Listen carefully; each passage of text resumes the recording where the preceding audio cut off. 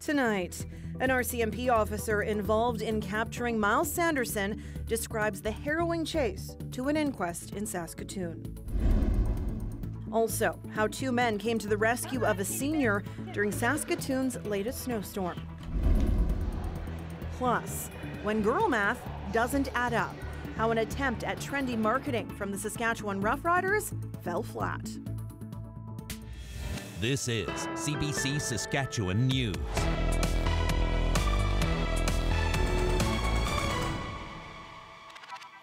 It is Wednesday, February 28th, and the CBC Saskatchewan News starts right now. Good evening and thanks for watching. The inquest into Myles Sanderson's death continued in its third day in Saskatoon today. Yesterday, we learned that Sanderson died of an acute cocaine overdose and that RCMP didn't cause or contribute to his death. Today, we heard from an officer who was there during his capture. Constable Bill Rowley recalled the harrowing moments leading up to the arrest, including getting up to speeds of over 160 kilometers an hour. Rowley held Sanderson down while he was being handcuffed and went into distress as officers tried to put him into the back of a police cruiser. Sanderson died an hour later. Dashcam footage of that arrest was shown to the jury and people in attendance. As those videos played, many, including Sanderson's mom, left the room. But Vanessa Burns, Sanderson's former common-law partner, stayed. I don't know, just stayed because as it was just unfolding, that's something that I needed to see, I guess, for closure mostly. And I guess just the fact that what he did to my family, I just wanted to see how it all ended. Yeah, how it all ended. Burns says she wasn't surprised to hear that Sanderson died of an overdose and that he'd told her in their last 2 weeks together that he'd planned to take his own life using a fentanyl pill. Sanderson killed Burns' father and injured her mother. He was also abusive toward her for many years. Burns says she's hopeful the inquest gives her closure so she and her family can finally move on. Now, jurors at the Sanderson inquest also heard from the officer who forced his stolen truck into the ditch. Constable Heidi Marshall described chasing Sanderson into oncoming traffic on Highway 11 and the decision she made that ended the chase. Dan Zakreski has the details. People from James Smith Cree Nation lined up to hug Constable Heidi Marshall after she testified yesterday. She had just given an emotional account about ending the chase that led to the arrest of Myles Sanderson. Heidi Marshall joined the chase when Sanderson crossed onto Highway 11 and headed south toward Saskatoon. He was driving in the wrong lane into oncoming traffic. Over a 10-kilometer stretch, he forced 40 vehicles into the ditch and onto the shoulder. Then he abruptly crossed the median into the correct lane. And that's when Heidi Marshall made her move. Now, she was driving her RCMP Ford Explorer as fast as the SUV could go. She managed to get close enough to deliberately hit the back corner of Myles Sanderson's truck, sending it into a spin. Now, experts say this so-called pit maneuver is a risky and uncertain proposition at 80 kilometers an hour. Heidi Marshall was going twice that speed and using a technique she had never been trained to use before. Saskatoon police reviewed the circumstances of the chase. They had nothing but praise for Marshall.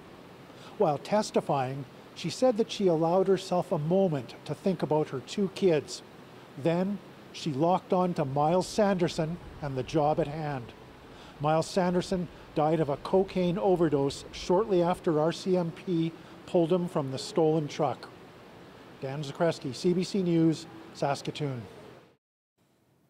A Warman woman says she's grateful to be alive after a fall in the snow outside her home on Monday. Now, she's hoping to find her rescuers to say thank you. Jason Warwick has more. There you guys go. You each got your 2 pieces of chocolate bar. Bonnie Latrude is back inside her Warman home, caring for her cats after a terrifying experience earlier this week. I think a lot of it was fear. You get really anxious. Bonnie was heading to the convenience store just across the alleyway from her home, so she didn't put on a hat or gloves. But the snow left by the province-wide storm that day made it difficult to walk.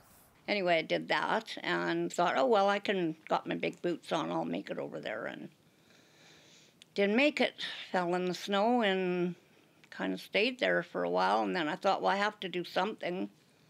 So I started crawling and rolling and screaming for help. She says her fingers and face were freezing. Wind chill values reached -35 and the sun began to set. After about 15 minutes, she spotted someone and yelled as loudly as she could. And finally, this young man, I don't think he was sure at first. And he saw me, and then, like I said, he waved down another guy in the truck, and they helped me into 7-Eleven. But it was nice to know that there's still people out there that would do that. Because some won't, you know. Paramedics treated her on site and helped her home. She's sore from the fall, but knows it could have been much worse. Bonnie says she's grateful to these two young men. Someone posted on social media that they'd heard about the incident, so she replied to say thank you. You just never know when you can make somebody's day by doing something kind. Bonnie says she's happy she was able to thank the young men in the Facebook post, but she's hoping one day she'll be able to meet them and thank them in person. Jason Warwick, CBC News, Warman. The city of Saskatoon will be getting more than $41 million from the federal government to fast-track home building. The money comes from Ottawa's Housing Accelerator Fund. It required the city to change some of its zoning rules to qualify. Mayor Charlie Clark says the city has been grappling with homelessness and high housing demand. We had 14,000 people move to Saskatoon last year. It's double the amount of growth in 1 year that we've seen in any year in the last 20 years in Saskatoon. But we only had about 2,600 units of housing built. We have seen our vacancy rates dropping, and at this point from 3.2 down to 2%. Clark says the money will go toward building more affordable housing, some of which will be coming from a partnership with post-secondary institutions to help with construction projects. Once again, rotating teacher strikes were disrupting schools across Saskatchewan. The biggest sticking point in negotiations, class complexity. It's something a former Saskatoon teacher says can result in unsafe conditions. We are truly grateful for Ms. Bell's kind, compassionate approach to supporting her students. Julianne Bell says she was expected to change diapers, help students use the toilet, and lift some students who used wheelchairs. That was in 2021, and things that were not officially her job. But she says it had to be done due to dwindling support at John Dolan School, which focuses on students with multiple disabilities. I had had a colleague describe me as unflappable, but at John Dolan, I was an anxious wreck, and the stress made me physically sick. You know, it was making me nauseous, vomiting, headaches. I was clenching my teeth so hard that I got Botox to relax my TMJ muscles. And I ultimately ended up taking a leave of absence, in part related to pain, but in part related to the level of stress. Saskatoon Public School Division declined to comment on individual cases, saying teachers are at times expected to help with personal care needs. The government says it plans to make recent multi-million-dollar funding for class complexity annual. It says classroom challenges are best addressed by school divisions, not in teachers' contracts. The STF says it won't bargain until the issue is on the table. More job action is expected in several more school divisions tomorrow and on Friday. The Saskatchewan Roughriders are having to play defense after some season ticket holders said their new ad campaign was offside. Ashwarya Duda has the details. I lost my mind. It was a case of stereotype after stereotype, negative against girls, against women. The Saskatchewan Roughriders are getting some backlash over the use of girl math to sell tickets.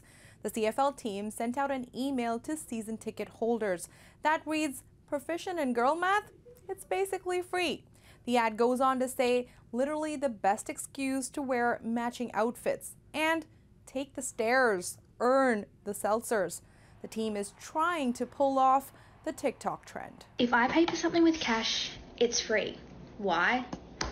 Girl math. I spent $200 at one store, but all the other stores we walked into, I didn't buy anything.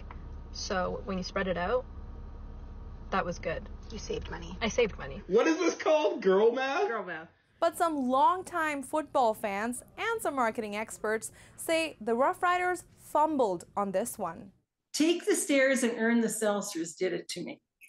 Toxic diet culture. So this rugged and masculine brand personality, calling women girls and talking about things like girl math can come off as a bit condescending. When it comes to trends like girl math, it's one thing for girls to make fun of themselves and another for a man to poke fun of you. I'm assuming they're trying to get like girls interested in football and increase their viewership. But I think that's interesting to not assume that, hey, maybe girls actually want to watch football and they're not just here to do stereotypical things that we've been told like we need to do. So I think it's a pretty out of touch ad. I'm a little embarrassed for whoever made it. The writers say the ad was a playful attempt at the TikTok trend, but missed the mark. And for that, they unequivocally apologize. They also say women in the marketing department came up with the ad, but they accept it didn't resonate with fans. And quite disappointing. After the writers issued their apology, we checked back with Anne-Marie Sauer. She says she's pleased with the apology, but still confused and concerned that this kind of mistake was made in the first place. Aishwarya Duda, CBC News, Saskatoon. Well, the snow and colder weather has made for some icy and rutted roads in Regina. Turns out we are not done with snowplows just yet, but tomorrow, a bonus day in a leap year, it has the potential to melt those icy roadways dry. Tyreek Reed will explain in his forecast after the break. Stay with us.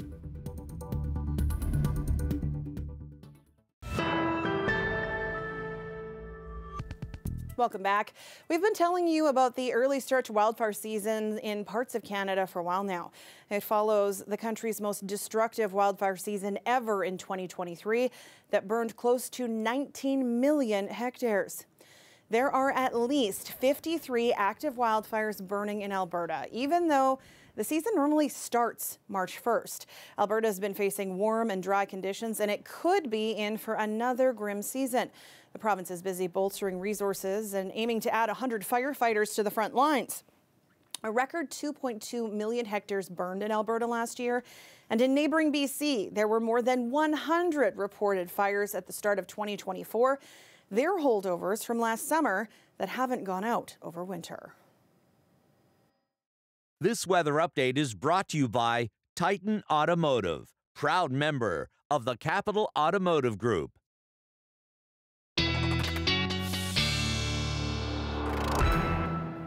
And our weather specialist, Tyreek Reed, joins me now. A lot of people in Saskatchewan worried about moisture conditions here as well. And if we're hoping for more, looks like we're in luck. Exactly, Sam. We do have moisture heading our way tomorrow because we have not one, but two low-pressure systems making its way in tomorrow afternoon.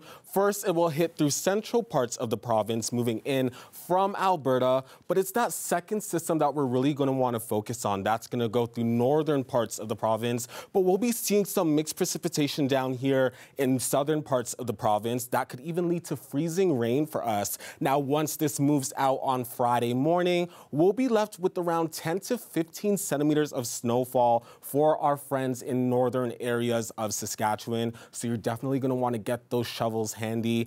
But for now, we're still dealing with these colder temperatures. In Stony Rapids, we do still have that extreme cold warning alert. Extreme cold warning alerts did end for folks in central parts of Saskatchewan, but we're still feeling that chill throughout much of the province today. So currently up in the north, our friends in Stony Rapids are sitting at around minus 21 degrees.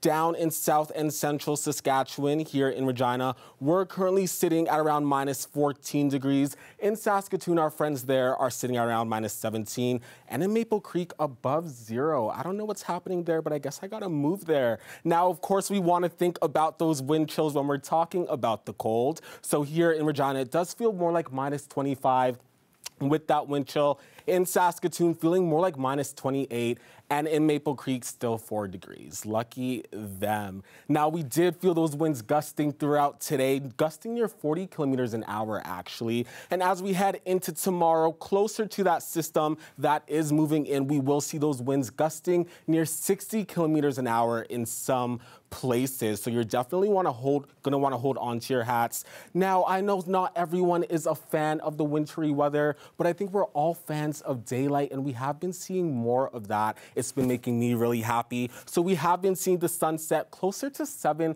o'clock throughout many regions in the province. And yeah, I just wanted to throw that in there because it made me really happy. I hope it made you happy as well. Now let's take a look at our 7-day forecast. We could see a lot of that snow that we saw this week melt tomorrow because we will be seeing highs above 0. We can see a daytime high of 9 degrees in Regina.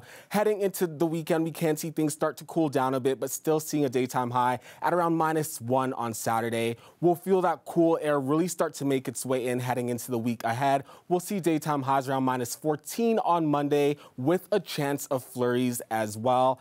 In Saskatoon, of course, we'll also see really warm temperatures tomorrow. We'll see a high around 4 degrees. Heading into Friday, things will cool down significantly. We'll see highs around -9. And heading into the week ahead, we'll see that cold air really start to make an appearance. We'll see daytime highs around -15 to start off the week.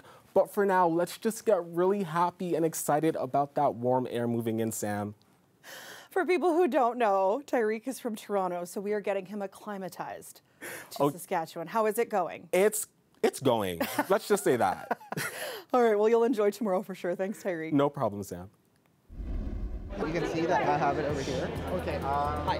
And I can also, cycle through important information and navigate through the device. Well, that's bonkers. Computer used to be the size of a small building. Now they can fit into your palm as a smartphone. And there's a tech company that's taking the next step. It's called an AI pin, and it looks like a badge and operates on voice commands and gestures. A laser projector lets the wearer use their hand as a screen and a navigation device. Some of the built-in tech includes advanced search function, AI-assisted messaging, and language translation. We'll be back after the break.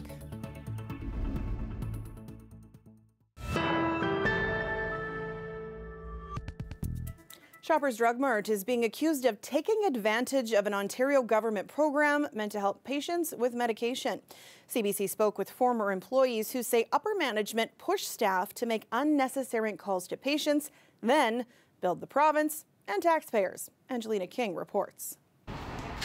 Toronto pharmacist John Nan says med checks are valuable for patients if done appropriately. But he and other pharmacists we spoke to say in some cases the service is being exploited by Shoppers Drug Mart. I worry that something like this really could set us back as a profession, as a healthcare system. Nan says that's partly why he left Shoppers last year. He says his manager shielded staff from the corporate pressure, but when a new person came in and introduced targets... That was the last straw that broke my back because I would not do it.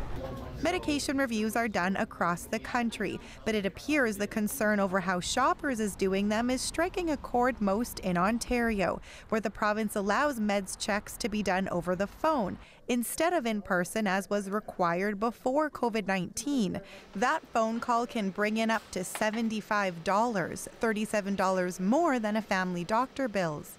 A letter obtained exclusively by CBC News sent to Shoppers management from a group of Ontario pharmacy owners says the pressure to bill is borderline abusive and is creating safety concerns for the provision of good medical care to patients and customers.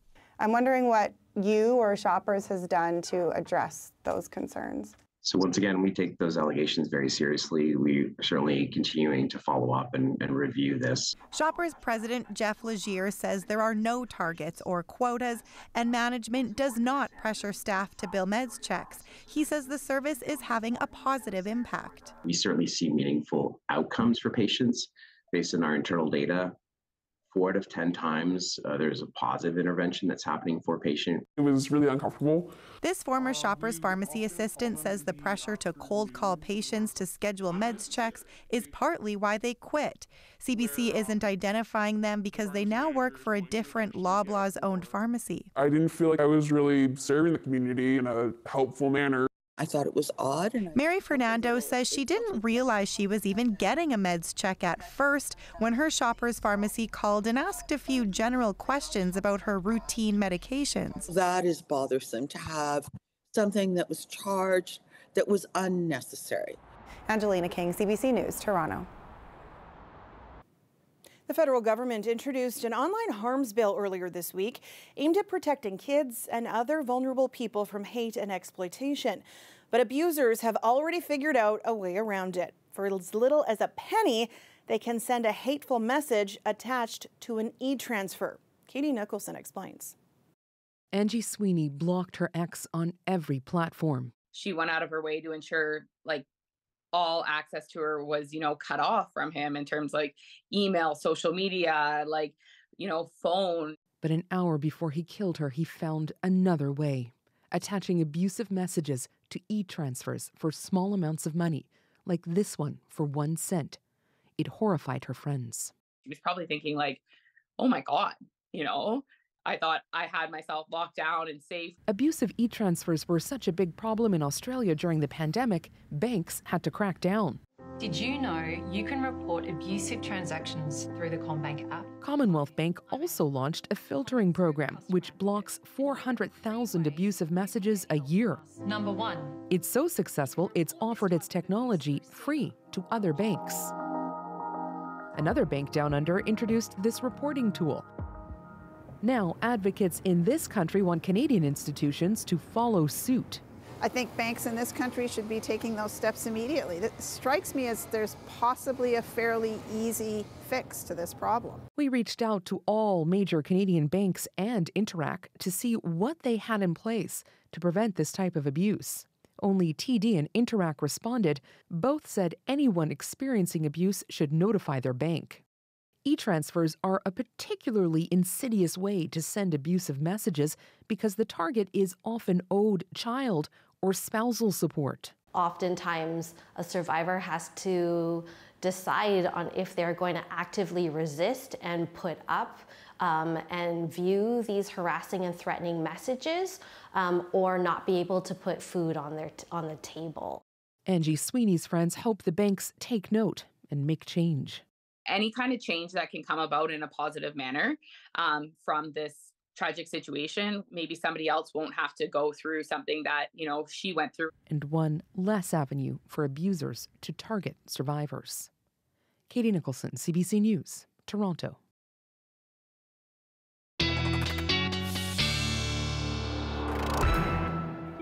And Tyreek is back with one last look at your weather. Thank you, Sam. So we're definitely going to feel that warm air move in tonight. In Regina, we'll see a low at around -11. Heading into tomorrow morning, we'll see things warm up a lot more. We'll start our morning off with a high of -7. And heading into tomorrow afternoon, we'll really start to see things warm up again, getting closer to that freezing mark at around -5. In Saskatoon, a bit cooler tonight, seeing lows at around -14. Heading into tomorrow morning, we'll see things warm up a lot more. We'll start our day at around -9 in Saskatoon.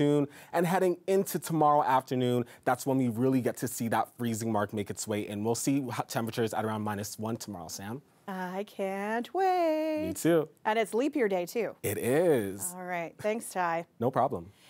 And that is it from us tonight. For news anytime, you can head to cbc.ca/sask or /Saskatoon. You can subscribe to the CBC Saskatchewan YouTube channel or download the CBC News app on your phone or tablet. Thanks so much for watching tonight. Have a great night.